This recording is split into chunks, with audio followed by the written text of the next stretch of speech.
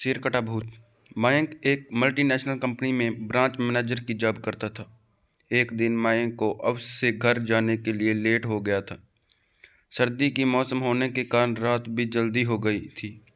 ठंड भी बहुत शुरू हो चुकी थी। रास्ते में चलते चलते मयंक को अचानक एक आवाज़ सुनाई दी, रुक जाओ। मयंक वहीं पर रुक गया और पीछे मुड़कर देखा, लेकिन पीछे कोई भी नहीं था। फिर से वही आवाज़ सुनाई दी, सामने देखो। जैसे ही मयंक ने सामने देखा तो उसे ज़मीन पर कुछ चमकती हुई चीज़ दिखाई दी। मयंक दौड़ के उस चीज़ के पास गया और देखा तो ये कोई साधारण चीज़ नहीं थी, बल्कि एक चमकता हुआ हीरा था। उसने वह हीरा अपने हाथ में लिया। उसकी चमक देखकर मयंक की खुशी का पार ना रहा। लेकिन मयंक को कहाँ पता था ये कोई साधारण है या नहीं, बल्कि ये एक मायावी हीरा है। अचानक उस हीरे में से आवाज आई, अगर तुम और हीरे चाहते हो तो इस ज़मीन को खोदो। इस ज़मीन के नीचे बहुत सारे हीरे हैं। मयंक खुश हो गया। उसने उस हीरे को अपनी जेब में डाला और ज़मीन खोदना शुरू किया। करीबन 2 फीट खोद कम करने के बाद अचानक मयंक डर गया। डर के मारे चिल्लाने लगा। उसके कारण उसका संतुलन खो गया और ज़मीन पर गिर पड़ा, क्योंकि उस गड्ढे में से हीरे मोती नहीं बल्कि किसी इंसान का कटा हुआ सिर मिला। अचानक वह सर हवा में उड़ने लगा और बोला, डरो मत, मैं तुम्हें कोई हानि नहीं पहुंचाऊंगा।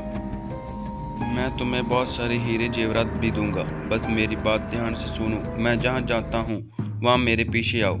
फिर वह सिर हवा में उड़ा और जंगल की ओर बढ़ने लगा। करीबन 1 किलोमीटर चलने के बाद वह सिर रुक गया। मयंक भी रुक गया। फिर उस शरीर ने मयंक से कहा, इस ज़मीन के भीतर बहुत सारे हीरे मोती जेवरात छुपे हुए हैं। इस ज़मीन पे खोद काम शुरू करो। मयंक खुश हो गया और ज़मीन को खोदने शुरू कर दिया। खोदते खोदते उस ज़मीन के नीचे हीरे मोती तो नहीं मिले, बल्कि उस शरीर का कटा हुआ धड़ मिला। उस सिर ने कहा, अब तुम्हें एक आखिरी काम करना है, उसके बाद मैं तुम्हें मालामाल कर दूंगा। तुम्हें कहीं भी 1 लोटा खून लाना होगा। मयंक ने बोला, 1 लोटा खून? पर मैं 1 लोटा खून कहाँ से लाऊंगा? उस सिर ने कहा, चलो मेरे साथ। वो डरावना चेहरा मयंक को साथ लेकर थोड़ी दूर पे गया। वहाँ उसे एक इंसान को जाते हुआ देखा। वो सिर बोला, इस इंसान को मारकर उसका खून ले आओ।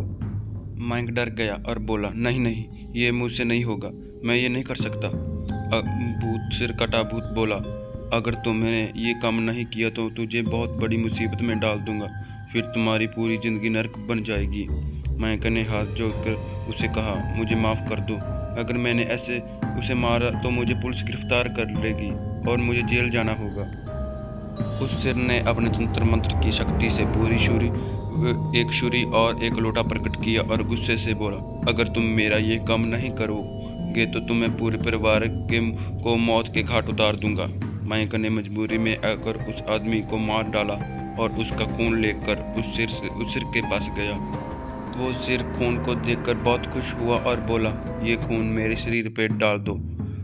उस सिर को कहने पर मयंक ने खून को उस शरीर पे डाल दिया। फिर कुछ ही देर में वो कटा हुआ सिर उस शरीर पे जुड़ गया। अब ये देखकर मयंक की हालत अब खराब होने लगी। वह उस भूत को देखकर काफ़ी डर गया। जैसे ही वो भूत जिंदा हुआ तो जोर जोर से हंसने लगा और डरावनी आवाज़ में बोला, तुमने बहुत बड़ी गलती कर दी कि तुमने मुझे जिंदा कर दिया। अब मैं सिर्फ तुझे ही नहीं बल्कि पूरे शहर को मौत के घाट उतार दूंगा। डर के मारे मयंक के मुंह से आवाज़ भी निकल नहीं रही थी। वह अपनी जान बचाकर दौड़ने लगा, लेकिन उस भूत ने छलांग लगाकर मयंक को ज़मीन पर गिरा दिया और बोला, मुझे बहुत भूख लगी है, अब मैं तुम्हारा मांस खाऊंगा।